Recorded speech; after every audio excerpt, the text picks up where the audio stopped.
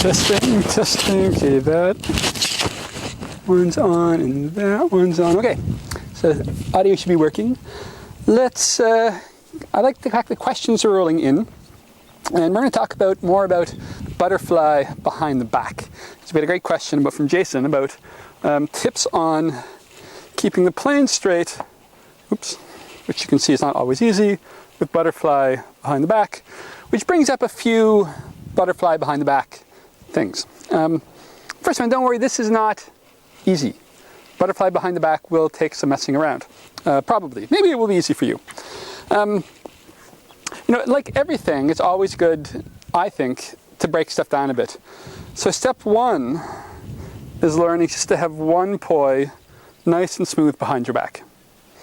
And that could really help if you stood really close to a wall and practiced having it behind your back. If you stand straight with the wall, you'll very quickly know whether you've really got the plane straight. So I'm going inwards, and I just get a sense of letting my hand come right to the small of my back, right to the kind of my tailbone, and spinning inwards. And what you want to do, like everything, you want to mess with it. So if I get it here, I can let it come around this hip a little bit.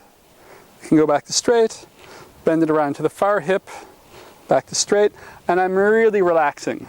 I'm really relaxing and breathing, because if I'm really relaxed, that won't be, if I'm tensing, it's going to strain the shoulder. If everything's totally relaxed, and it's just a little motion of the wrist, it'll be easy. It can just be a bounce. But I think, yeah, it's better if the wrist is really circling, but it's a relaxed circle. So I can bend it this way, I can bend it this way, I can bring the top in towards my back, I can bring the bottom in towards my calves. But that's going to take really some playing. Like these funny positions, like around behind the back, at first your hand is going to feel so, you know, it might feel really awkward, and that's totally normal. So don't worry, if you come back here and it just seems like it's just totally out of control, nothing's going wrong. It's like learning a new chord in the guitar. It will just not happen in one day for most people. So it wasn't perfect for me at first. I just kept playing with it and eventually it got more and more normal. So step number one is just holding a plane at the small of your back. And just relaxing. Don't, you know, just a little bit at a time, and you will get a feeling for a plane at the small of your back. And then you'll learn to adjust the plane at the small of your back, but really that might take weeks, right? You know, don't be frustrated if it doesn't seem to happen right away. So really it's like playing the piano or guitar or something, where you just have to, some stuff just takes a while.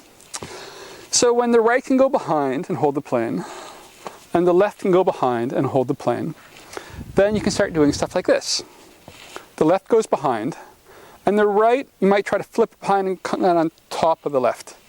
And just play with it, or try to go and slip it under. Just start playing with how you can, here's the left, the right can go on top of it, or underneath it.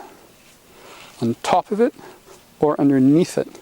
Same thing, if the right's behind my back, the left can go on top of it, or underneath it. On top of it, or underneath it.